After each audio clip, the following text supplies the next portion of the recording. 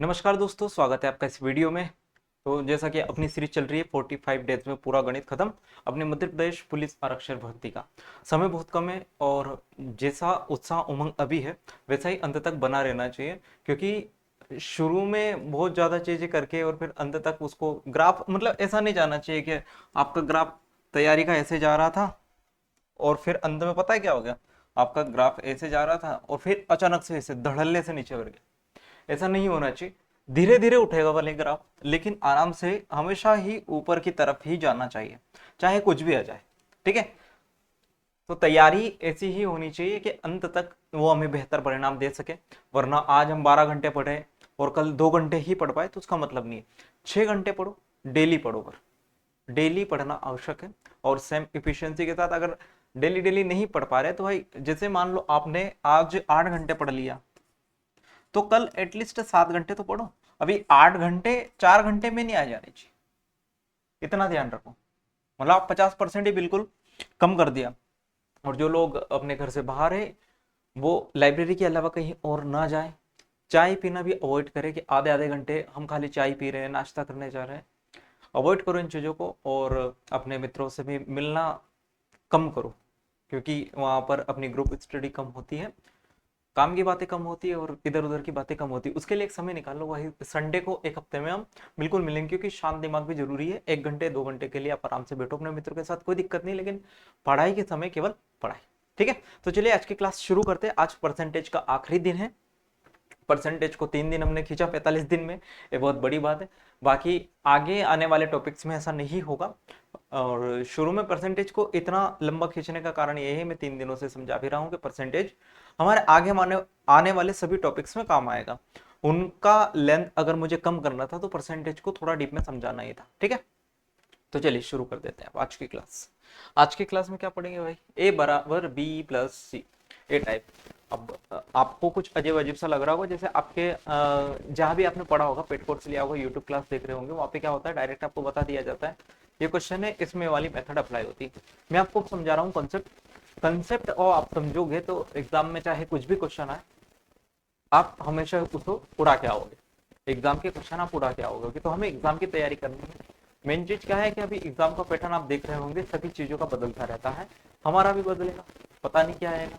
इतने समय के बाद एग्जाम हो रही है, क्योंकि हर साल अगर एग्जाम होती तो हम एक पैटर्न उसका देख सकते हैं, एनालाइज कर सकते हैं, हाँ भाई कि इस पैटर्न पे हमारा व्यापम ईएसबी इस पैटर्न पे क्वेश्चन पूछ रहा है, लेकिन उनका पता ही नहीं है। तो इसलिए हमें सारा का सारा गणित उस लेवल पे करना पड़ेगा, कंप्लीट करना पड़ेगा जिस लेवल पे वो हमसे पूछते हैं, या फिर एक लेवल हमें ऊपर ही जाना पड़ेगा। अब जैसे यहाँ पर इस टाइप की बात करोगे, ए बराबर बी प्लस सी, इसका मतलब क्या है? तो मैंने कहा कि जब दो नंबर्स का सम, दो कोई भी क्वांटिटी हो, उनका सम किसी तीसरे के बराबर, और ए को मैंने कांस्टेंट कर दिया या नहीं भी करा, उससे कोई फर्क मुझे नहीं पड़ता। ठीक है, ये चीज नहीं भी लिखोगे तो भी कोई दिक्कत नहीं। जैसे मैंने आपसे कहा कि मैंने कोई नंबर लिया, मान लो मैंने नंबर ले लिया 100। क्या ले लिया? 100। ठीक है, और 100 को मैंने क्या कह दिया कि 100 बराबर जो होता है ना, वो होता है 60 प्लस का 40। ठीक है, 100 बराबर क्या होता है? 60 प्लस 40 हो सकता है। 100 के बराबर कुछ भी हो सकता है, कोई दिक्कत नहीं है ना? 100 के बराबर कुछ भी हो सकता है। इस चीज को मैं मिटा ही देता हूँ ताकि आप कंफ्यूज ना हो जाएं।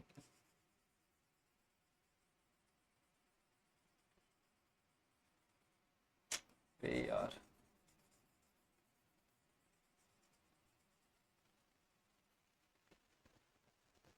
ठीक है,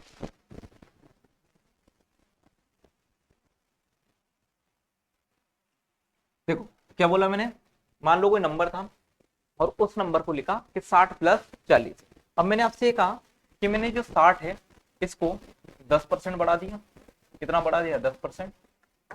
60 को मैंने 10% बढ़ा दिया, और जो 40 है इसको मैंने 20% बढ़ा दिया।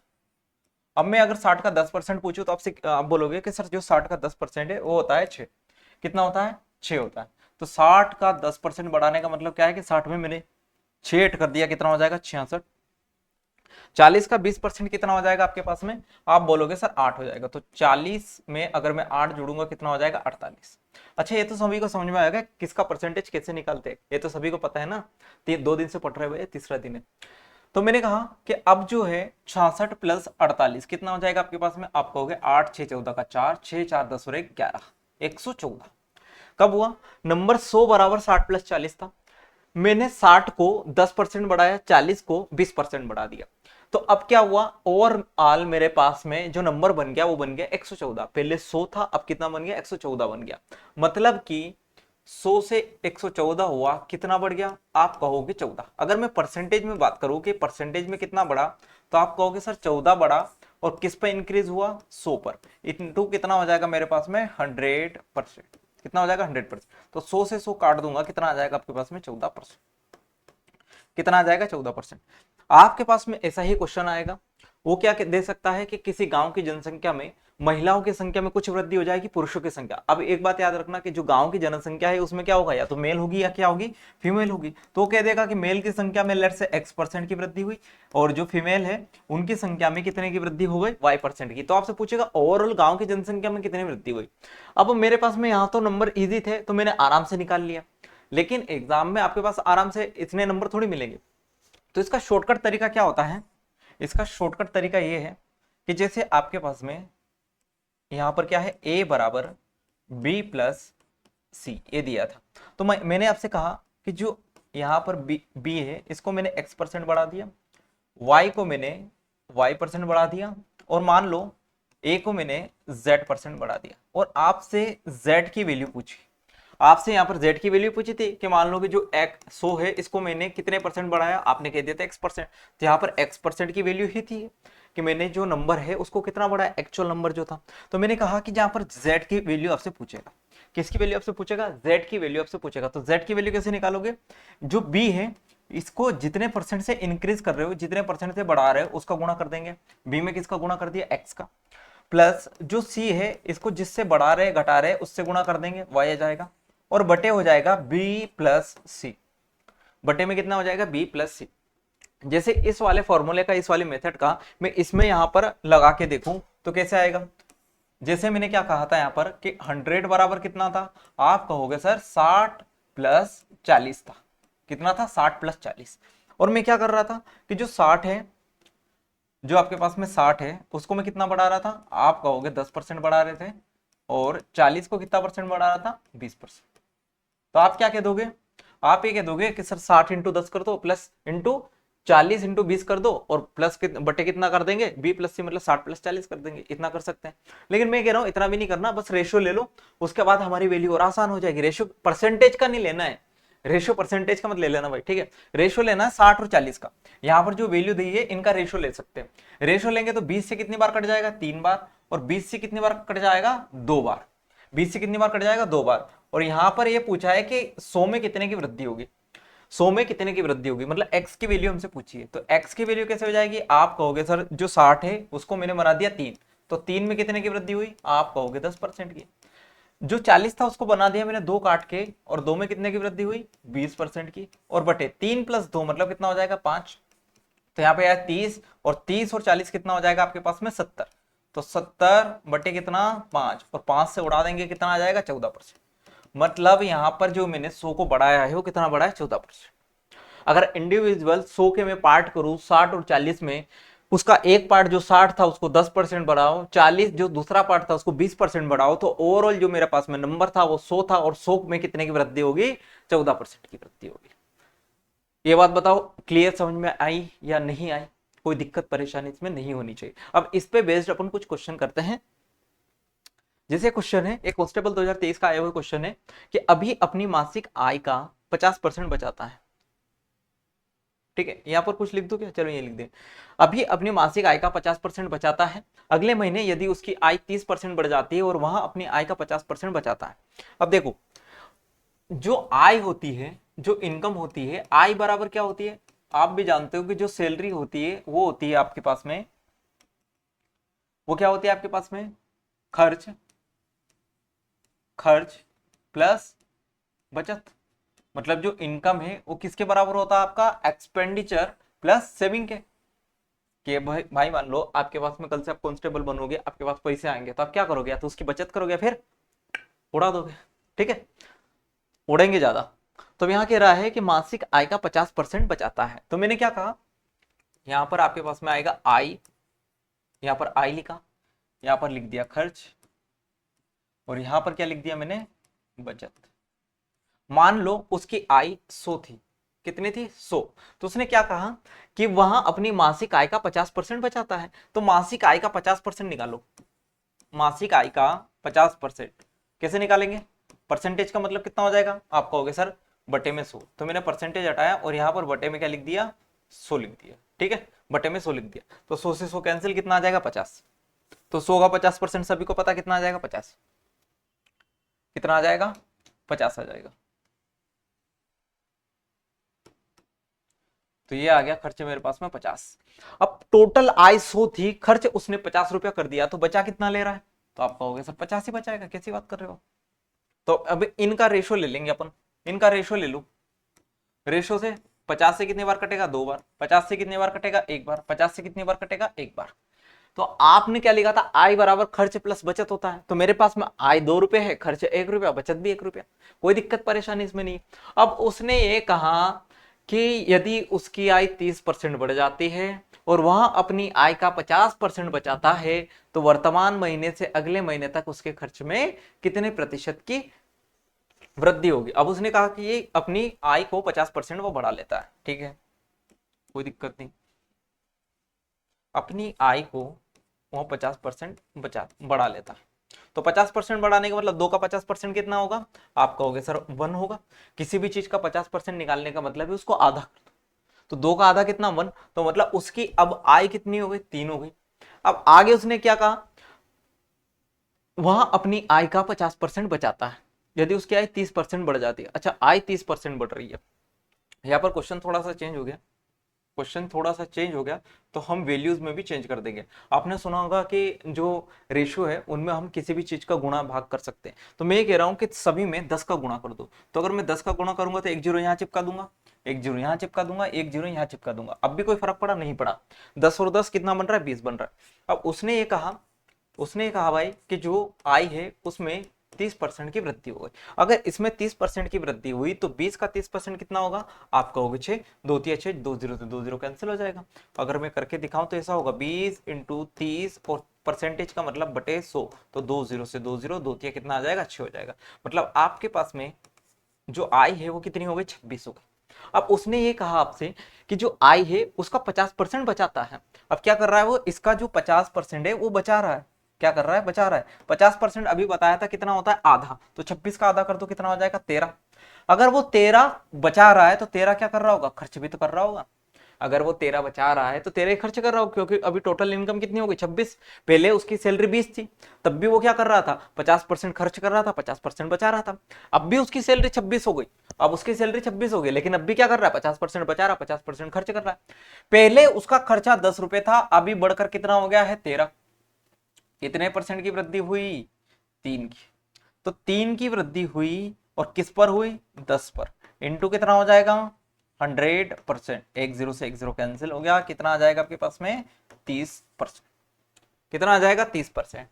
तो दोनों मेथड है आपके पास में, मैंने यहाँ पर दोनों ही डिस्कस करी थी आपके पास में, ये वाली भी ये वाली भी। क्वेश्चन के ऊपर डिपेंड करेगा कि आप कौन सी मेथड लगाओगे, ठीक है। ये अगला क्वेश्चन है, इस क्वेश्चन को आप मुझे करके दिखाएंगे।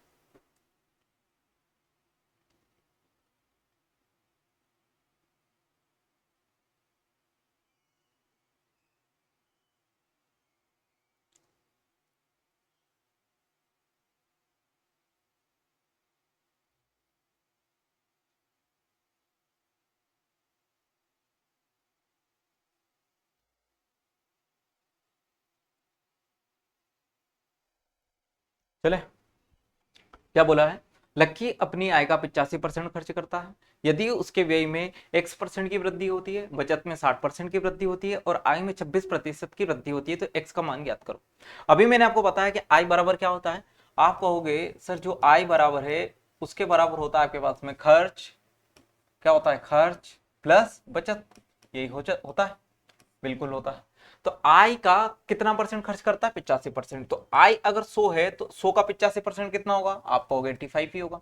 अगर 100 आय थी टोटल, खर्चा 85 कर दिया है, तो बचा कितना रहा होगा, तो आप कहोगे 100 माइनस 85, 15 बचा रहा होगा, कितना बचा रहा होगा 15। तो मैं रेशियो ले लूंगा इसका डायरेक्ट, कितना आ जाएगा 20, यहाँ पर कितना आएगा 17, यहाँ पर कितना आएगा 3।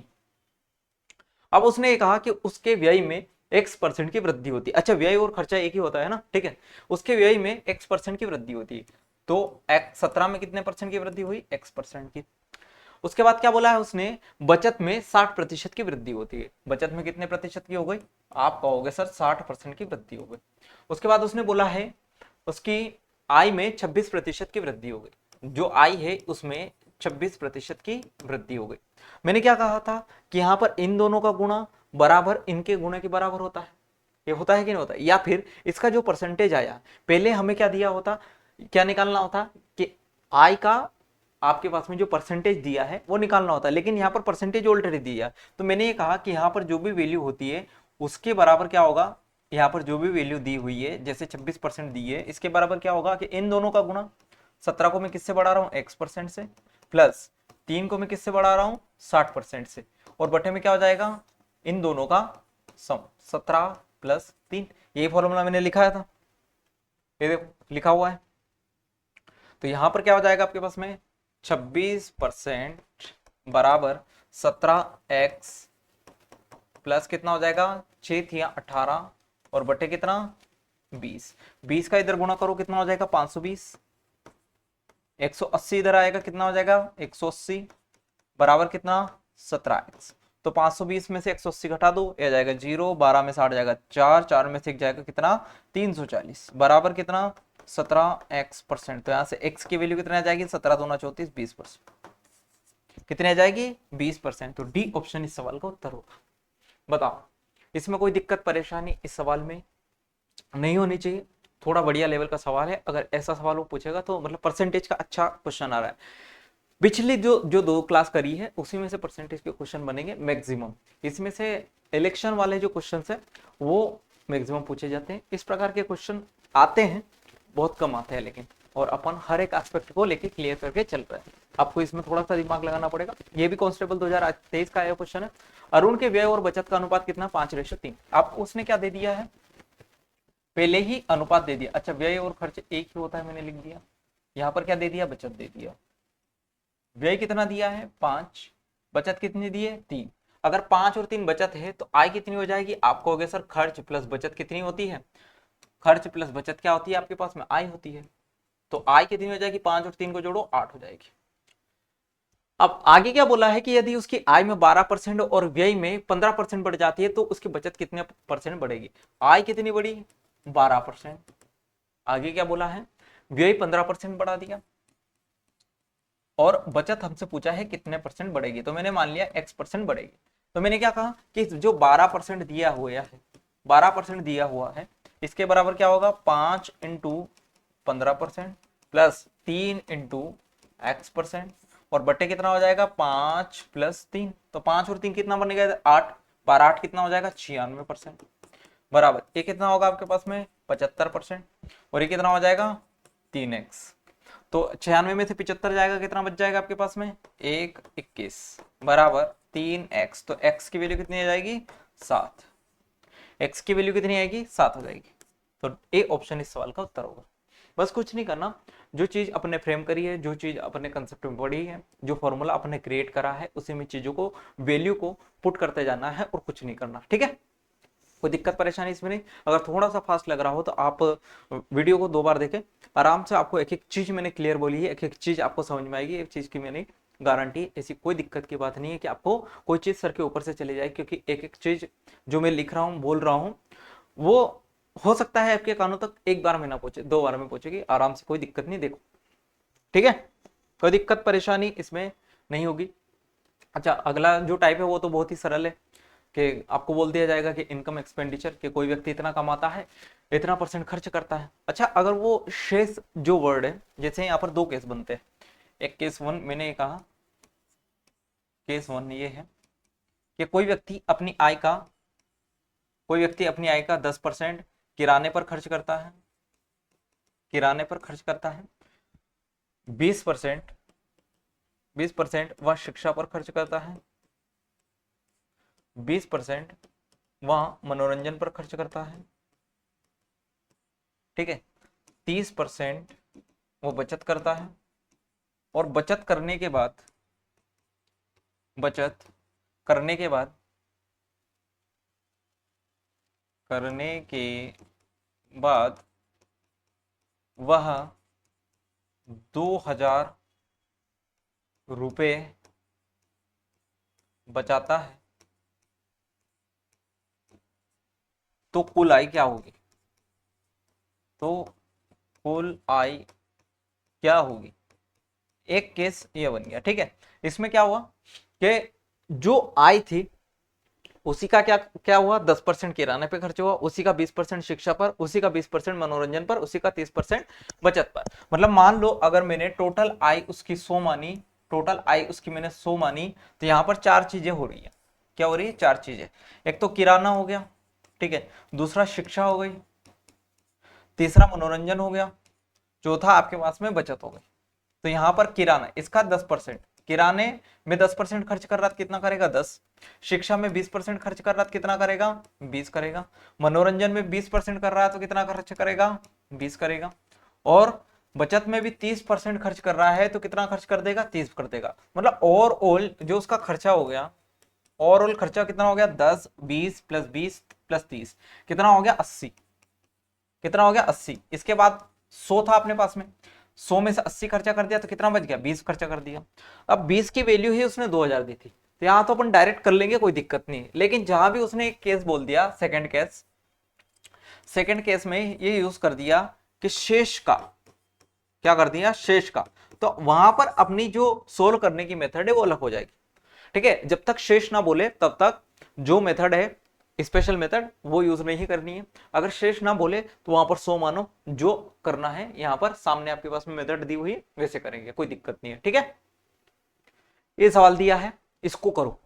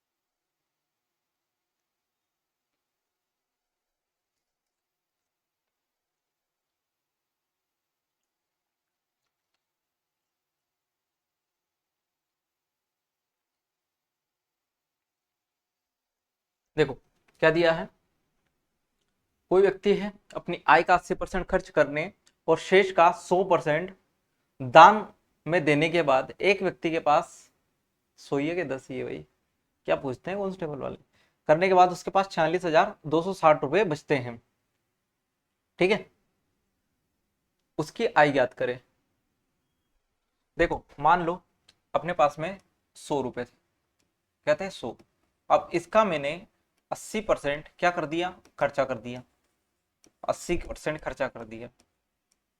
अब मेरे पास में शेष जो बचा, शेष कितना बच गया? 20। 20 का 100% दान कैसे कर सकते हैं? 10% करा होगा भाई, ठीक है, 10 मान लेता हूं मैं। तो इसका मैंने 10% क्या कर दिया? दान कर दिया। तो 10% कितना होगा? 2। इसको मैंने क्या करा? दान करा। अब मेरे पास में कितना बच गया? 20 था टोटल, 2 मैंने क्या कर दिया? दान कर दिया। कितना बच गया? 18। अब वो कह रहा है कि उसके पास में 18 रुपये, 46,260 बचे। अपने हिसाब से 18 बचे, उसके हिसाब से कितना? 46,260। तो उसकी आय याद करनी है। तो 46,260 की जो वैल्यू है वो कितनी है? 18 इंटू कितना हो जाएगा? 18, सॉरी 100, क्योंकि 100 हमारे पास में क्या था? टोटल रुपए थे। तो 18 से काटो, 18 दूना 36, कितना बच गया? 10 बच गया। तो 18 बन जाए 90, कितना बच गया अब? 12, 126। तो 18 सते होता है ना, 18 8 144, 18 7 126, तो यह जाएगा 257 और साथ में एक जीरो। तो 2570 इंटू 100 कितना हो जाएगा आपके पास में? 2570, साथ में 2 जीरो। तो 2,57,000, मतलब सी ऑप्शन। यहाँ पर 100% नहीं था, ठीक है, यहाँ पर 100% नहीं था, 10% था, ठीक है भाई। तो ये व्यापक वालों की गलती नहीं है, शायद हमारे ही भाई साहब की गलती है। ठीक है, समझ गया मैंने क्या करा। मैंने क्या कहा कि उसके पास में 100 रुपए थे, उसने 80% खर्चा कर दिया। 80% खर्चा कर दिया मतलब अब उसके पास में कितना बच गया, 20 बच गया। 80% खर्चा कर दिया तो 20 बच गया। अब 20 का जो 10% है उसने दान कर दिया। दान कितना करा, 2 करा। तो अगर 20 में से 2 दान कर दिया तो बच कितना गया, 18। अपने हिसाब से 18 रुपए बच रहे, उसके हिसाब से कितने बच रहे, 46,260। बोला 18 की वैल्यू जो है वो कितनी है, 46,260। तो यहाँ पर 18 से काटेंगे कितनी बार कटेगा, 2570। जिसकी वैल्यू में निकालनी थी उससे गुणा कर दिया, मतलब 100 से गुणा कर दिया, कितना आ जाएगा आपके पास में, 25,700। अगर वो आपसे पूछता कि खर्चा कितना करा तो 80 की वैल्यू निकालते। अगर वो पूछता आपसे कि दान कितना करा तो 2 की वैल्यू। ठीक, यहां पर देखो, विपुल अपनी मासिक आय का 30% किराए पर, विपुल अपनी आय का 30% किराए पर, शेष का 60% किराने पर और शेष का 40% अन्य पर खर्च करता है। यदि वह एक महीने में 7,056 बचाता है तो वह किराने के सामान पर कितना खर्च करता है। ठीक है, कोई दिक्कत नहीं। मैंने क्या कहा कि मेरे पास में 100 रुपए थे, ठीक है, मेरे पास में 100 रुपए थे। अब मैंने क्या करा, जो 30% है, 30%, तो इसका 30% कितना आ गया, 30 ही आ गया। तो 30% मैंने किराए पर खर्च कर दी। काय पे करे, किराया।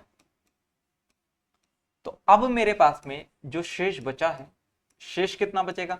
आप कहोगे सर 100 रुपए था, 30 तो आपने किराए पे खर्च कर दिया, अब 70 बच गया। अब उसमें क्या कहा, शेष का 60% किराने के सामान पर खर्च करता है। तो जो किराने के सामान पर खर्च कर रहा है, किराने के सामान पर शेष कितना बचा, 70। इसका कितना, 60%। 60% का मतलब 60/100, तो 20 से 20 कितना आ जाएगा, 42। मतलब अब 70 रुपए थे, क्या करा मैंने, 100 रुपए थे, 30% किराए पे खर्च कर दिए, मतलब अब कितने बचे, 70। अब 70 का भी 60%, मतलब 42 रुपए मैंने क्या पे खर्च कर दिए, किराने पर। तो अब शेष कितने बचे। आप कहोगे सर अब जो शेष रुपए बचे हैं, 70 माइनस का 42, 28 बच गए। कितना बच गया, 28। अब उसने क्या कहा कि शेष का 40% अन्य पर खर्च करता है। अन्य मतलब कुछ भी लेके आ गया वो, दूध वगैरह। तो अन्य पर कितना, 28 का 40%। 28 का 40% कितना हो जाएगा भाई, 28 दूना 56 और 56 दूना 112, मतलब 11.2। कितना आ जाएगा, 11.2। तो अब शेष कितना बच गया, अब कितना बच गया शेष। अब बच जाएगा आपके पास में जो शेष, वो बचेगा 28 माइनस का 11.2। कितना बच जाएगा, 11.2। तो 28 में से 11 जाएगा, कितना बच जाएगा आपके पास में, 17। मतलब कि 16 पॉइंट कितना, 8, 16.8 बच जाएगा। तो अब मेरे पास में 16.8 बचा। 16.8 के स्थान पर ही उसने 7,056 दिया है। अपने हिसाब से 16.8 के बचे तो रही, क्वेश्चन के हिसाब से कितनी हो रही है, 7,056 की। तो 7,056 की जो वैल्यू है वो कितनी है, 16.8। और हमें क्या निकालना है, तो वहां किराने के सामान पर कितना खर्च करता है। किराना कहाँ है, यहाँ है, तो 42 की वैल्यू हमसे निकालने को बोला है, तो इंटू कितना कर देंगे, 42। एक पॉइंट हटाएंगे, एक जीरो लग जाएगी। 21 से काटेंगे 8 बार, 21 से यहाँ पर कितने बार कट जाएगा, ये 21 8 168, ठीक है कोई बात नहीं, कटेगा ना, हाँ। 21 या 63, 7 बचा, 21 था 63, 7 बचा, 21 चौक 84, मतलब 21 या फिर से कितना कटेगा, 63, 21 चंगी 126, 4 दूना 8, ये कटेगा, 4 एकम 4 और 4 पंजे 20, मतलब 105 बार। और 2 से इसे काट दूंगा, फिर से कितनी बार कट जाएगा, 2 एकम 2, 2 छंग 12, 2 8 16, 168 इंटू 105। तो लास्ट में कितना आना चाहिए, 0 आना चाहिए। तो 17,640 इस सवाल का उत्तर होगा। देखो 8 पंजे 40, लास्ट में 0 बनेगा। अच्छा यहाँ भी बन रहा है, यहाँ भी बन रहा है, फिर करना पड़ेगा भाई, कोई दिक्कत नहीं। 168 इंटू कितना है, 105। तो क्या करें, 16,800, 16,800 से तो ऊपर ही आएगा, मतलब 17,640। फिर से बताऊं क्या करा, देखो 5 8 40, मतलब लास्ट में 0 तो आएगा, तो 0 यहाँ नहीं इन दोनों जगह है। अगर मान लो 105 नहीं होता, यहाँ पर 100 होता, मैं कम ले रहा हूं, अगर 100 भी होता तो 16 168 में 100 का गुना करता तो कितना आता, 16,800।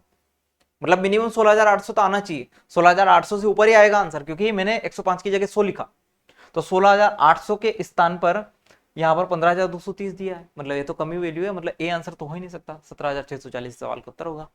ठीक है, कोई दिक्कत परेशानी इसमें नहीं होगी। ये सवाल देखें और इस सवाल को आप अपने से बनाएंगे। ठीक है, प्रावांक्य अपने वेतन का 22% घर के किराए पर, शेष का 75% घर घरेलू व्यय पर। बताने की जरूरत है क्या? है क्या बताऊं? क्वेश्चन कितने बचे? चलो ठीक है, ये वाला ही बता देते हैं यार, दो, उसके बाद देखेंगे। रामाज्ञा अपने वेतन का 22% घर के किराए पर खर्च करता है और शेष का 75% घरेलू व्यय पर खर्च करता है। तो मैं ये कह रहा हूं कि 100 मेरे पास में क्या था टोटल रुपए, 22%, 22% का मतलब कितना हो जाएगा, 22 रुपए। ये काय पे करता है वो, किराए पर। तो अब मेरे पास में शेष कितना बचेगा, तो 100 माइनस का 22 कितना आ जाएगा, 78। उसने क्या कहा, घरेलू व्यय पर खर्च करता है 75%। अब शेष का 75% है वो कितना काय पे खर्च करता है, शेष का 75% घरेलू व्यय पर। तो घरेलू व्यय तो 78 का कितना खर्च कर देगा, 75%। अब इसको कैलकुलेट मत करो, कोई दिक्कत नहीं, क्योंकि अगले लाइन के बाद उसने बोल दिया यदि वहां से 305 की बचत करता है। मैं ये कह रहा हूं कि अगर 78 का 75% खर्च हो रहा है तो 78 का 25% बच रहा होगा, सही कि नहीं? अगर पूरी वैल्यू 100% होती है, 75% मैंने खर्च कर दिया, तो बच कितना रहा होगा, 25%। तो 78 का 25% की वैल्यू ही क्वेश्चन में कितनी दी है, 3705 दी है। आप ऐसे भी कर सकते हैं। और हमसे काय की वैल्यू पूछी है, 100 की वैल्यू, तो 100 की वैल्यू निकाल लेंगे। देखो 78 25% का मतलब कितना, 1/4, इसकी वैल्यू कितनी है, 3705 है। तो 13 से काट लेंगे इसे, 13 छंग 78, 13 से 13 दूना 26, कितना बचा 11, 13 8 104 और 13 पंजे 65, दो दूना 4, दो तिया 6, तीन से फिर काट लेते हैं, तीन आमा के 27, तीन पंजे 15।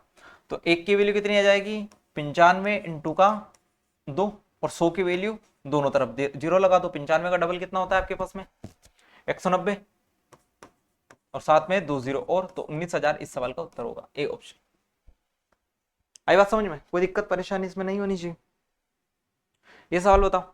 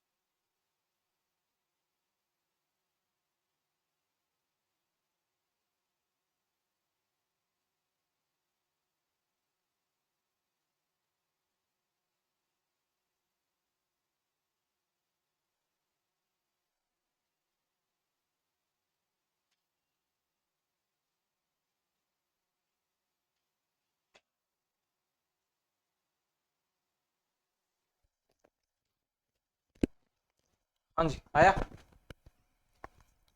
बताओ क्या बोला। एक व्यक्ति ने अपनी आय का 8% कोराना में दान कर दिया। उसने अपना विचार बदलकर 24,000 रुपए दान किया, जो कि उसकी सोची हुई राशि का कितना था, 75% था। ठीक है, मान लो 100 रुपए अपने पास में टोटल राशि थी, इसका 8% उसने क्या करा, दान करा। 8% क्या करा, दान करा। लेकिन उसने अपना विचार बदल दिया, उसने क्या करा कि 24,000 ही दान करा, और एक्चुअल में उसने सोचा कितना था, 8 का। सोचा अपने हिसाब से 8 यूनिट का सोचा था, जो कि वो 75% बन गया। नहीं समझ में आया क्या बोल रहा हूं। आपके पास में कुछ रुपए थे, उसका आपने क्या करा, 8% दान करने का सोचा। फिर बाद में आपका विचार बदला कि नहीं भाई मैं इतना नहीं कर पाऊंगा। आपने अपने 8 सोचा था, लेकिन उसका 75% ही दान कर पा रहे हो, और उसकी एक्चुअल वैल्यू कितनी है, 24,000। कितनी है, 24,000। तो 8 का 75%, 75% की वैल्यू होती है 3/4। इसकी वैल्यू क्वेश्चन में कितनी दी है, 24,000। तो 8 या 24 एक्चुअल में कितनी बार कट गए, 1,000। तो एक की वैल्यू यहां से 4 का मल्टीप्लाई कर दो, कितना आ जाएगा, 4,000। एक की वैल्यू अगर 4,000 है, एक की वैल्यू 4,000, तो उस व्यक्ति की कुल आय कितनी होगी, तो 100 की वैल्यू बता दो। 100 की वैल्यू बता दो कितनी आ जाएगी, 4,000, साथ में 2 जीरो, यहां से एक हटा लो, इस सवाल को उत्तर आ जाएगा। ठीक है, एक हटा लो,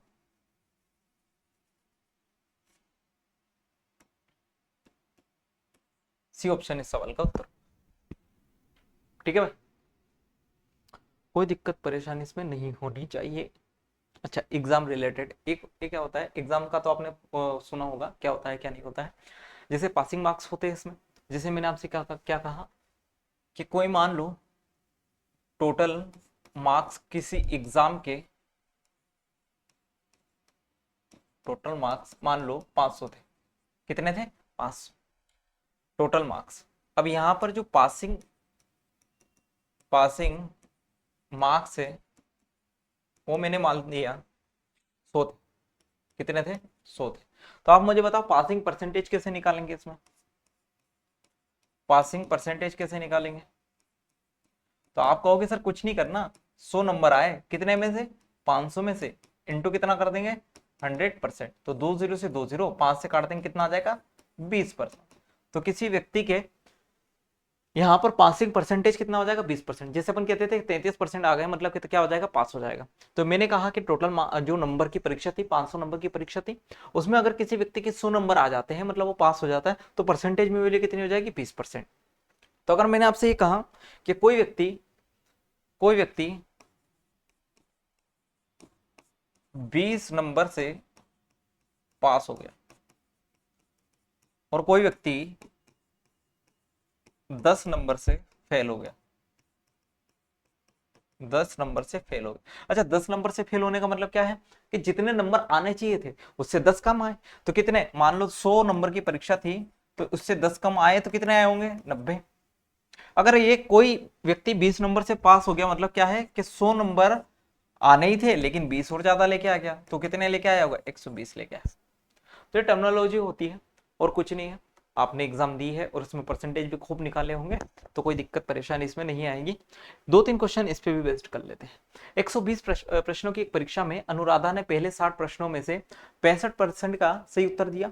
परीक्षा में 75% अंक प्राप्त करने के लिए उसे शेष कितने प्रतिशत प्रश्नों के अंक सही उत्तर देने होंगे। देखो 120 प्रश्न थे टोटल, ठीक है। अब उसने क्या करा, 60 क्वेश्चन 120 में से 60 क्वेश्चन का 60 क्वेश्चन में से 65% सही उत्तर दिया। मतलब 60 क्वेश्चन में से इसका 65% उसने सही उत्तर दिया। मतलब यहां पर जो राइट आएगा, राइट उसके पास कितना आ जाएगा, 60 का 65%, 65/100। तो 1 0 से 1 0, 5 से 2 बार, 5 से 13 बार, और 2 से 3 बार, मतलब कितना आ जाएगा, 39। कितना हो जाएगा, 39। मतलब यहां पर उसके पास कितने नंबर आ गए, 39। 120 टोटल क्वेश्चन थे, अभी तक वो 60 क्वेश्चन अटेम्प्ट कर चुकी है। अभी तक अगर 60 क्वेश्चन अटेम्प्ट कर चुके हैं, तो उसके पास कितने नंबर बन रहे, 39। अब वो क्या कह रहा है कि मुझे 75% अंक प्राप्त करने ही कैसे भी। अब 75% अंक प्राप्त करना है, तो 75% किसका, टोटल का। टोटल कितना है, आप कहोगे सर 120 है, 120 का 75% लाना है, मतलब कितना, 3/4। तो 4 तिया कितना, 12, 30, कितना आ जाएगा, 90। तो उसे अगर 75% लाना है ना टोटल एग्जाम में, तो उसे टोटल 90 क्वेश्चन सही करने पड़ेंगे। टोटल कितने? 90 क्वेश्चन। तो मैं ये कह रहा हूं कि भाई 60 क्वेश्चन तो ऑलरेडी अटेम्प्ट कर चुकी है और अभी तक उसने खाली 39 ही क्वेश्चन करे, तो अब तक उसे कितने और करने होंगे? अगर उसे टोटल 90 करने हैं और अभी तक वो 39 सही कर चुकी है, टोटल 90 क्वेश्चन सही करने हैं, वो 39 सही कर चुकी है, तो उसे कितने और करने हैं? आप कहोगे सर 51 और करने हैं।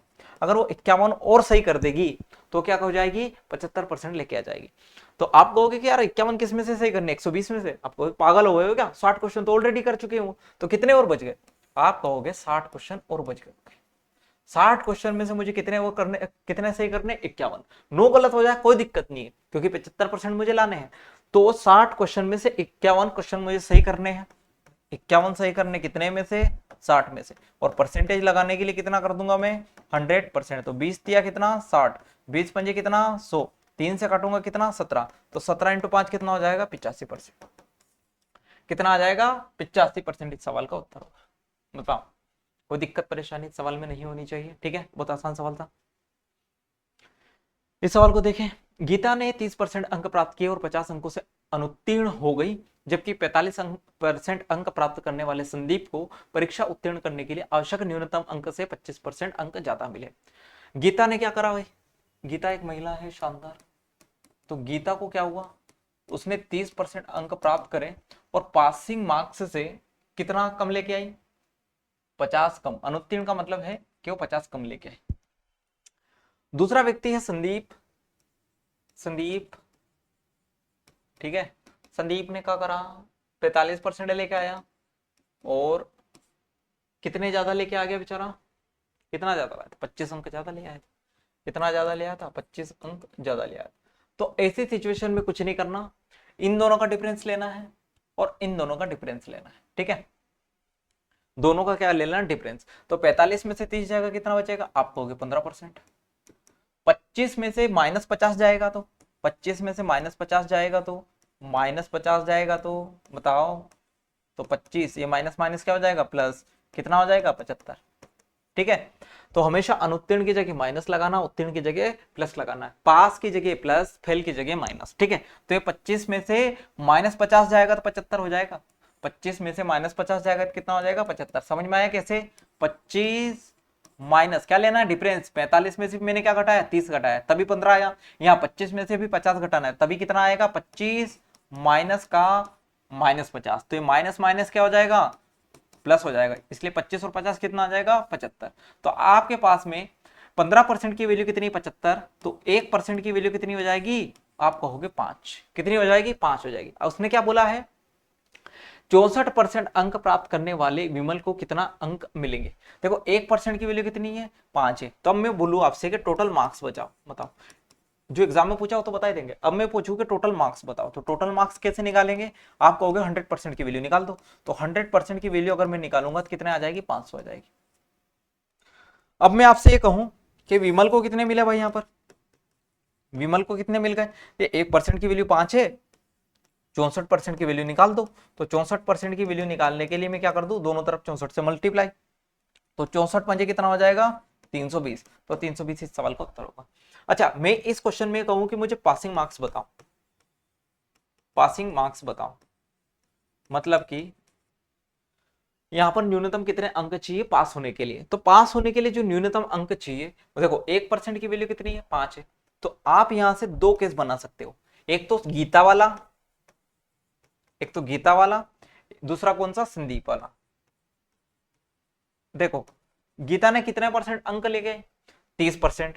तो 1% की वैल्यू अगर 5 है तो 30% की वैल्यू कितनी हो जाएगी? आप कहोगे 150। कितनी हो जाएगी? 150। लेकिन क्या गीता पास हुई थी? आप कहोगे नहीं, वो 150 नंबर लाके भी क्या हो गई थी? फेल हो गई थी। कितने मार्क्स से? 50 मार्क्स से। तो अगर मुझे पासिंग मार्क्स निकालना है, अगर मुझे पासिंग मार्क्स निकालना है तो गीता के नंबर में 50 जोड़ दो, क्योंकि वो क्या हो गई थी? 50 नंबर से फेल हो गई थी। तो 150 प्लस 50 कितना हो जाएगा? 200। मतलब पासिंग मार्क्स कितने थे? 200। यहां से भी निकाल सकते हो। संदीप वाले केस का यूज कैसे करेंगे? मैंने क्या कहा? संदीप को कितना मिला? 45%। तो 1% की वैल्यू कितनी? 5 है। तो 45% की वैल्यू कितनी हो जाएगी? आप कहोगे 225। कितनी हो जाएगी? 225। अगर 45% की वैल्यू 225 है, संदीप को पासिंग मार्क्स कितने ज्यादा आ रहे हैं? 25 ज्यादा आ रहे हैं। उसको तो पासिंग मार्क्स कितने ज्यादा आ रहे थे, 25 ज्यादा आ रहे थे। मुझे क्या निकालना है, पासिंग मार्क्स। पासिंग मार्क्स निकालने हैं तो संदीप का जो मार्क्स आए हैं उसमें से उसके जितने ज्यादा है उतने घटा दो पासिंग मार्क्स से। 25 ज्यादा थे तो 225 में से 25 जाएगा, कितना आ जाएगा 200। तो दोनों जगह से ही कितने आ रहे हैं, 200 आ रहे हैं। अगर मैं आपसे कहूं कि पासिंग परसेंटेज बताओ, क्या बताओ पासिंग परसेंटेज, तो 200 नंबर लेके आए और कितने में से, 500 में से, इंटू कितना हो जाएगा 100%। तो 20 से 20, 5 20, 40%। कितना आएगा 40% पासिंग परसेंटेज आ जाएंगे अपने। तो दोनों तीनों केस समझ गए अपन। एग्जाम से रिलेटेड कुछ भी क्वेश्चन आ जाए, इनसे हटके कुछ भी नहीं पूछा गया, तो पासिंग मार्क्स पूछ लेगा या फिर पासिंग परसेंटेज पूछ लेगा। दोनों तीनों केसेस में से कुछ भी पूछ सकता है, कोई दिक्कत नहीं है। ठीक है, चलो इस सवाल को देखो। एक परीक्षा में अनीता को 31% अंक मिले और वहां 16 अंकों से अनुत्तीर्ण हो गई। देखो 31% मिले और क्या हो गया, 16 अंकों से अनुत्तीर्ण हो गई। उसके बाद सुनीता ने 40% अंक प्राप्त करे और उसे आवश्यक अंकों से 56% अधिक मिले। एक दूसरी महिला है, उसको 40% अंक मिले और वहां 56 अंक अधिक लेके आई। सेम केस बन गया, क्या करेंगे, दोनों का डिफरेंस उठा लेंगे। दोनों का डिफरेंस उठा लेंगे तो 40 में से 31 जाएगा, कितना आ जाएगा 9%। और उसके बाद 56 में से -16 जाएगा, तो 56 में से -16 कैसे घटाएंगे, 56 माइनस का -16, तो 56 और 16 क्या हो जाएगा, जुड़ जाएगा। तो 56 और 16 कितना हो जाएगा आपके पास में 72। तो 9% की वैल्यू आपके पास में कितनी आ गई, 72। तो 1% की वैल्यू कितनी आ जाएगी, 9 से डिवाइड कर दो, कितना आ जाएगा 9 8 72 आ जाएगा। तो उत्तीर्ण होने के लिए न्यूनतम आवश्यक अंक कितने होंगे, तो दोनों केसेस से निकालते, इससे भी निकाल सकते, इससे भी निकाल सकते हैं। मैं इस वाले केस का यूज कर रहा हूं। तो यहां से 31% की वैल्यू कितनी आ जाएगी, आप कहोगे दोनों तरफ मल्टीप्लाई कर दो। तो 31 इंटू 31, 31 इंटू 1 31%, 31 इंटू 8 कितना हो जाएगा 8 कम 8 8 या 24, 248। कितना आ जाएगा 248। मतलब अगर पहली जो महिला थी अनीता, वो कितना लेके आई थी 31%। अगर मैं मार्क्स की बात करूं तो 248 नंबर लेके आई। 248 नंबर लेने के बाद भी वो क्या हो गई, फेल हो गई। कितने नंबर से, 16 नंबर से। मतलब अगर उसे 16 नंबर और आ जाते तो क्या हो जाती, पास हो जाती। लेकिन लेके कितना आई, 248 ही लेके आ पाई। तो प्लस कितना कर दू, 16 कर दू, तो मेरे पास में न्यूनतम आवश्यक अंक मतलब जो पासिंग मार्क्स से हो जाएंगे, तो 248 प्लस 16 कितना आ जाएगा आपके पास में 264। 264 इस सवाल का उत्तर होगा, बी ऑप्शन इस सवाल का उत्तर। ठीक है, इस सवाल को देखो। एक परीक्षा में सभी विषयों के पूर्ण अंकों का योग कितना है, 500 है। परीक्षा में ए को बी से 50% अधिक अंक मिले। ठीक है, रेशो बना लेंगे अपन। ए को बी से 50% अधिक, मतलब अगर बी को 100 मिले हैं तो ए को 50% ज्यादा मिल रहे हैं। कितना परसेंट, 50% ज्यादा मिल रहे हैं। तो कितना मिला होगा इसे, 150 मिला होगा। अगर रेशो लूंगा तो 50 से 3 बार, 50 से कितनी बार, 2 बार, तो 3:2 आ गया। उसके बाद आगे क्या बोला है, बी को सी से 16 सही 2/3% कम अंक मिले। अब 16 सही 2/3% की फ्रैक्शन बताओ। रेशियो बनाना मैंने दो तरीके से सिखाया था, एक तो 100 मान के, दूसरा फ्रैक्शन लेके। 16 सही 2/3% की फ्रैक्शन वैल्यू कितनी होती है, माइनस का 1/6। तो यहां पर लिखा मैंने बी, दूसरा क्या लिखा, सी लिखा। अब उसने क्या बोला, बी को सी से 16 सही 2/3%, किससे, सी से। तो बेस क्या बनेगा इसमें, सी बनेगा। मतलब सी की वैल्यू कितनी, 6, और यहां से एक कम कितना आ जाएगा, 5 आ जाएगा। कितना आ जाएगा, 5, सही बोला ना। बी को सी से 16 से 2/3%, और यहाँ पर बी को ए को बी से 50% अधिक मिले। ठीक है, कोई दिक्कत नहीं। तब यहां से बी को, यहाँ बी कॉमन है तो बी को मैं कॉमन बना लूंगा। मतलब यहाँ पर 5 का मल्टीप्लाई कर दिया, यहाँ पर किसका मल्टीप्लाई कर दूंगा, 2 का। तो 5 का मल्टीप्लाई करत कितना आ जाएगा, 15। ये 5 दूना कितना आ जाएगा, 10। यहाँ पर 2 का मल्टीप्लाई करत कितना आ जाएगा, 10। यहाँ पर कितना आ जाएगा, 12 आ जाएगा। बी कॉमन है तो यहाँ से ए बी सी तीनों का कॉमन रेशियो बन जाएगा। कितना बनेगा, ये बनेगा 15, ये बनेगा 10, ये कितना बन जाएगा, 12 बन जाएगा। अब उसने क्या करा, उसने बोला है कि सी को उत्तीर्ण होने के लिए आवश्यक न्यूनतम अंकों से 90 अंक अधिक प्राप्त हुए। यदि ए को 60% अंक प्राप्त हुए तो उत्तीर्ण होने के लिए कितने प्रतिशत अंक प्राप्त करे। तो ए को कितने परसेंट मिल रहे हैं, 60%। मतलब जो 15 है इसकी वैल्यू क्वेश्चन में कितने दी है, 60% दी है। 15 की वैल्यू कितनी है, 60%, कितने गुना, 4 गुना। तो यहाँ पर सी की वैल्यू भी कितने गुना हो जाएगी, 4 गुना हो जाएगी। मतलब कितना हो जाएगा, उसे 48% मिले। कितना मिलेगा, 48%। तो उसने क्या पूछा था, उत्तीर्ण होने के लिए कितने प्रतिशत अंक की आवश्यकता है, कोई दिक्कत नहीं। ठीक है, अब देखो सी को कितना मिला, 48%।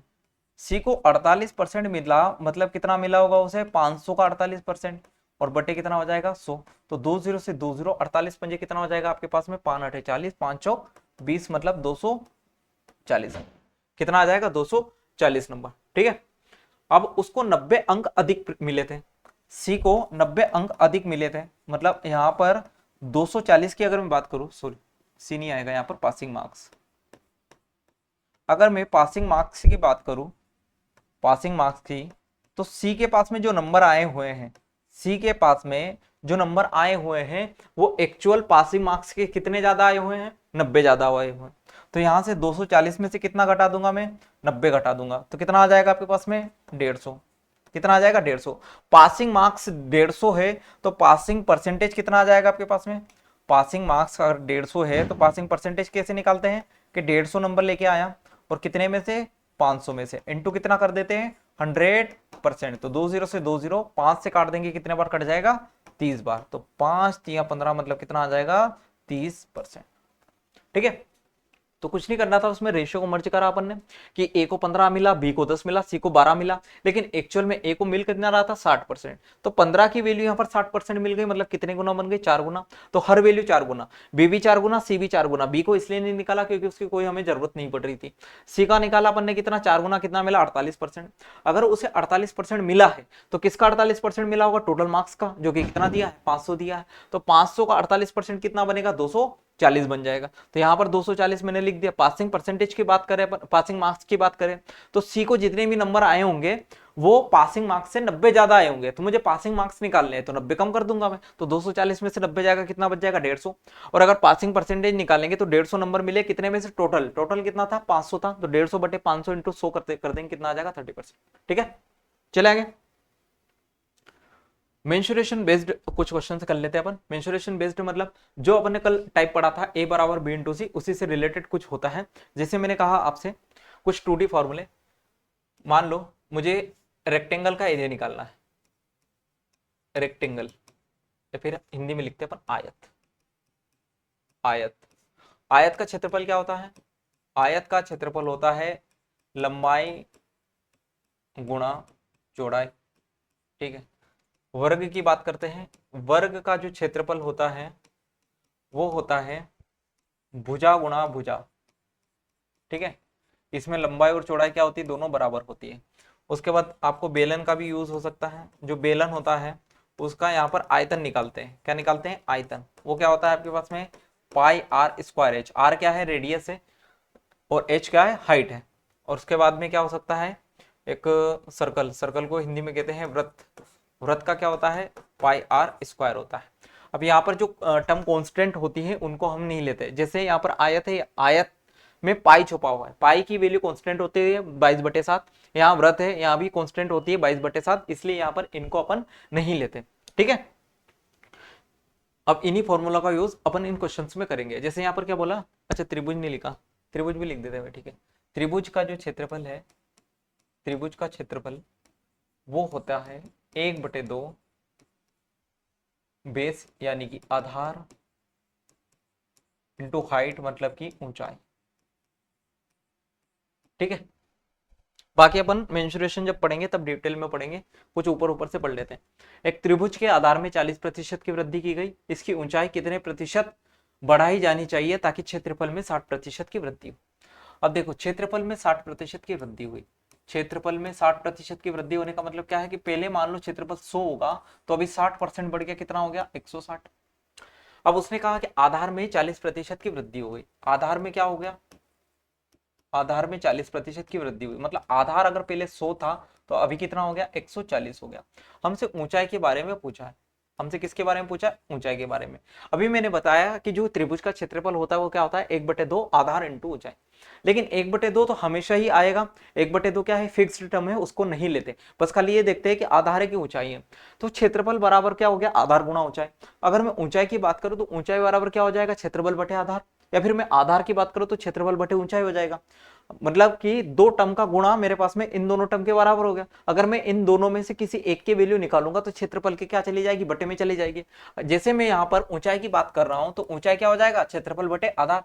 तो यहाँ पर क्या होगा, ये 100/100, और इसके बराबर कितना हो जाएगा 160/140। तो 100 से 100 कैंसिल हो जाएगा, एक जीरो से एक जीरो, और 2 से 7 बार, 2 से कितनी बार 8 बार, 7 का इधर मल्टीप्लाई होगा तो 7 ही आएगा क्योंकि एक बचा, और यहाँ पर कितना आ गया 8 आ गया। मतलब जो ऊंचाई पहले 7 थी अभी कितनी हो गई 8 हो गई।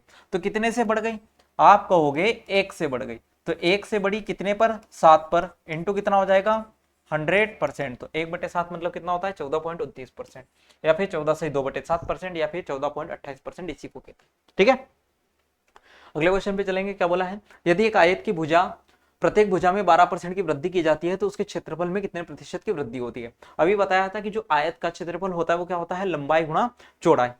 तो यहाँ पर लंबाई भी 12% बढ़ रही है और चौड़ाई भी क्या बढ़ रही है 12% बढ़ रही है। तो वाला कल वाला कंसेप्ट हो गया है बराबर बी इंटू सी। तो यहाँ पे फॉर्मूला लगा सकते हैं कौन सा, a plus B plus A B upon 100। तो यहाँ पर क्या हो जाएगा 12 प्लस 12 प्लस 12 इंटू 12/100। तो 12 12 कितना 24 प्लस कितना होगा 1.44, तो कितना हो जाएगा 25.44%। कितना हो जाएगा 25.44%। ठीक है, कोई दिक्कत परेशानी इसमें नहीं होनी चाहिए। ठीक है भाई, अब देखो सबसे इंपॉर्टेंट टाइप पे आते हैं अपन, चुनाव पे, इलेक्शन पे। किस पे आ रहे हैं, इलेक्शन पे। 1 मिनट पानी पी लेता हूं उसके बाद आते हैं।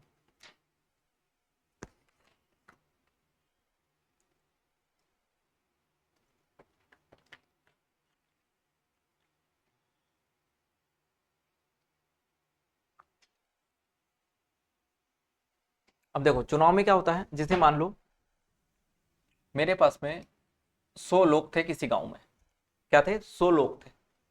अब इनमें से 10% लोगों ने क्या करा, वोट नहीं दिया। कुछ आलसी लोग होंगे, कौन उठ के जाएगा 7 बजे। कुछ लोग ठीक है यार हमारे वोट डालने से क्या फर्क पड़ता है, सरकार तो चेंज होनी नहीं है। तो यहाँ पर 10% लोगों ने वोट ही नहीं दिया, तो 100 का 10% कितना होगा 10 होगा। तो लोग कितने बच गए 90 बच गए। अब कुछ लोगों ने वोट डाला, लेकिन पुराने जमाने के लोग थे उनको वोट डालना नहीं है, उन्होंने 2 जगह टिक कर दिया। कुछ लोगों ने क्या करा, कुछ पहली बार डालने गए थे उनको भी समझ में नहीं आया क्या करना था। तो इनमें से 10% लोगों ने क्या कर दिया, 10% लोग ऐसे थे उन्होंने क्या करा कि अवैध डाल दिए, पता ही नहीं चला क्या कर रहे हैं क्या नहीं कर रहे हैं। तो 90 का 10% कितना होगा 9 होगा, तो कितना हो गया 81। क्या हो गया 81। तो यहां पर अगर मैं इनके टर्मिनोलॉजी की बात करूं तो क्या होगा, जो 100 थे ये टोटल वोटर्स थे, कुल मतदाता। ठीक है, ये वो लोग थे जिन्होंने वोट डाला, वोट डाला। और ये वो लोग हैं जिन्होंने वोट नहीं डाला, वोट नहीं डाला। ये वो लोग हैं जिन्होंने अवैध वोट डाल दिए, मतलब इनको क्या कहेंगे अवैध वोट। और इसको क्या कह देंगे वैध वोट, इसको क्या कह देंगे वैध वोट। और यहीं से मेरे पास में विनर यानी कि विजेता और लूजर यानी कि जो हारा, उन दोनों को डिसाइड करेंगे यहीं से। अगर यहाँ पर ऐसा होगा कि 100 के 100% वोट ना तो उनमें से कोई अमान्य घोषित हुआ है और ना ही ऐसे वोट जो कि वोट सारे के सारे 100% लोग वोट डालने गए थे, तो वहां पर 100 के 100 वोट में से अपन विनर और लूजर घोषित कर सकते हैं, कोई दिक्कत नहीं। लेकिन ऐसी कंडीशन में जो 81 है इसमें से इसको वोट मिलेंगे और लूजर को वोट मिलेंगे। 100 टोटल जो मतदाता सूची उसमें से वोट नहीं मिलेंगे। जैसे इस पे बेस्ड कुछ क्वेश्चन करते हैं तो क्या है, एक चुनाव में केवल 2 उम्मीदवार थे। ठीक है, उम्मीदवार भी बताएगा, कोई टेंशन नहीं है वो। एक को 62% वोट मिले और वहां 144 वोटों के अंतर से चुना गया। अब यहां पर उसने कुछ भी नहीं दिया, तो मैं ये कह सकता हूं कि 100 टोटल वोट थे। ठीक है, उसमें से जीतने वाले को, जो जीतने वाला है इसको बोल दिया अपन ने विनर, और जो हारने वाला है उसको बोल दिया लूजर। तो उसको क्या हुआ 62% वोट मिला। तो 100 में से 62 इसको मिल गया, तो इसको कितना मिला होगा, आप कहोगे सर 38। 100 लोग थे टोटल, 62 इसको मिल गया, 62%, 62 नहीं, ठीक है 62% अगर इसको मिला है तो 62 वोट इसको मिला। तो 100 में से 62 इसको मिल गया, 38 इसको मिल गया होगा।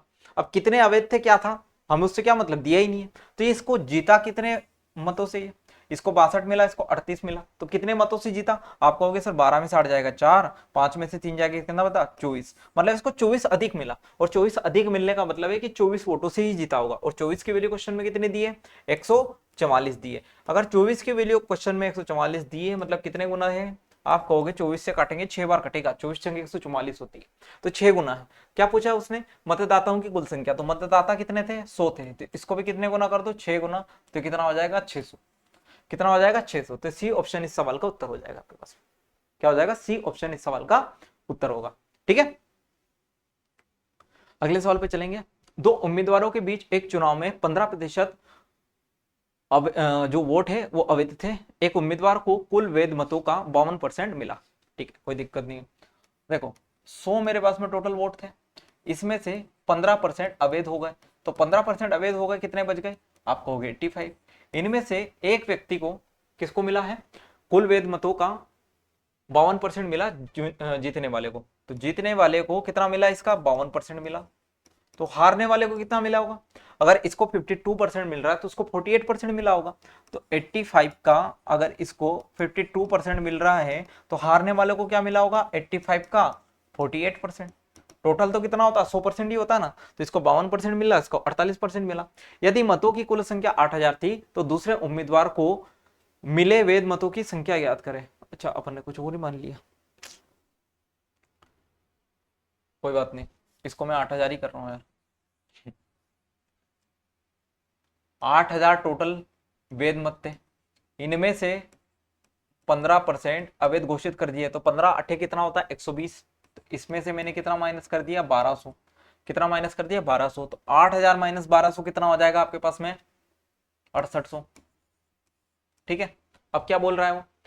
वैध मतों का 52% मिला यदि मतों की कुल संख्या 8000 थी तो दूसरे उम्मीदवार को कितना वैध मतों का की संख्या क्या थी? अच्छा, वैध मतों की कुल संख्या कितनी थी? क्या बोल रहा है? अच्छा, दूसरे उम्मीदवार को मिले वैध मतों की संख्या, कोई बात नहीं। इसको अगर पहले वाले को 52% मिल रहा है तो दूसरे वालों को कितना मिलेगा? 48% मिलेगा इसी का। तो 6800 का कितना निकाल दो? 48% निकाल दो, आपके पास में आंसर आ जाएगा। तो 68 इंटू 48 कितना? लास्ट में 8 अठैया 64, लास्ट में 4 आना चाहिए। तो 3264 इस सवाल का उत्तर होगा। कितना होगा? 3264। ठीक है, सवाल आसानी था, अपन ने पढ़ने में थोड़ी सी मिस्टेक कर ली। ठीक है, सवाल बहुत आसान था, कोई दिक्कत नहीं थी उसमें। अगला ये, दो उम्मीदवारों के बीच हुए एक चुनाव में 10% मतदाताओं ने मत नहीं डाला और डाले गए मतों में से 5% अमान्य घोषित कर दिए। सफल उम्मीदवार को मान्य मतों के 55% वोट मिले। देखो 100 टोटल मत थे, इनमें से 10% अवैध घोषित कर दिए, कितना हो जाएगा? 90। 90 में से 5% क्या कर दिया? फिर से 5% अमान्य घोषित कर दिया। तो 90 का 5% कितना होगा? 4.5। कितना होगा? 4.5। मतलब कितना बच गया अपने पास में? 85.5 बच गया। अब आगे क्या बोला है कि मान्य मतों के 55% मिले और उसने 1710 मतों के बहुमत से जीत हासिल करी। 1710 मतलब जो विनर है उसको कितना परसेंट मिला? इसका 55%। और जो लूजर है उसको कितना मिला होगा? फिर 45%। परसेंटेज में बात कर रहे हैं। तो ये जीता कितने से? आप कहोगे सर 10% से जीता केवल। और 10% किसका? वेद मतों का। वेद मत कौन से? 85.5 थे। तो 85.5 का 10% मतलब कि 1/10। इसकी वैल्यू क्वेश्चन में कितनी दी है? 1710 दी है। तो यहाँ से पॉइंट हटाएंगे, एक और जीरो चली जाएगी नीचे। 19 से काटो, 19 चौक 76, कितना बचा? 9। 19 पंजे 95, 19 नंबर कितना हो जाएगा? 71 हो जाएगा। 5 से 9 बार कट जाएगा, 5 से 2 बार कट जाएगा, 9 से कितनी बार कट जाएगा? 10 बार कट जाएगा। तो 10 दूना 20 और 2000। यहाँ पर एक की वैल्यू कितनी आ गई? 200 आ गई। एक की वैल्यू 200 पूछी, कितनी मतदाताओं की संख्या मतलब 100 की वैल्यू पूछ लेगा। तो यहाँ पर 2 की वैल्यू कितनी हो जाएगी अपने पास में? 100 की वैल्यू 20,000 हो जाएगी। कितनी हो जाएगी? 100 की वैल्यू 20,000 हो जाएगी। तो एक कंप्लीट परसेंटेज था आपके पास में। टोटल जितने भी टाइप्स अपने पास में बन सकते थे सारे के सारे मैंने यहाँ पर कवर करवा दिए। अगर कुछ रह गया होगा तो कुछ मॉक टेस्ट वगैरह अपन जो करवाते हैं उसमें सारा का सारा परसेंटेज वैसे कुछ नहीं बचा। जो जो कांस्टेबल में आने का है, जो जो आ सकता है, वो सब कुछ अपन ने डिस्कस करा है। 3 क्लास इसकी प्रॉपर ली हुई है और बहुत डीप में पढ़ाया है। अगर 45 दिन के हिसाब से देखें तो बहुत डीप है, वरना फिर परसेंटेज का तो कोई तोड़ ही नहीं है। आप अगर देखोगे तो अपने चैनल पर डले हुए हैं भी ऑलरेडी बहुत सारे वीडियो परसेंटेज के डले हुए हैं, आप वहां से देख सकते हैं। बाकी कांस्टेबल में जितना आ सकता है उतना सारा का सारा परसेंटेज अपन ने कवर करा है। बाकी मिलते हैं अगले वीडियो में, अगला टॉपिक डिसाइड करके देखते हैं क्या होगा क्या नहीं होगा। ठीक है, थैंक यू, धन्यवाद, टेक केयर।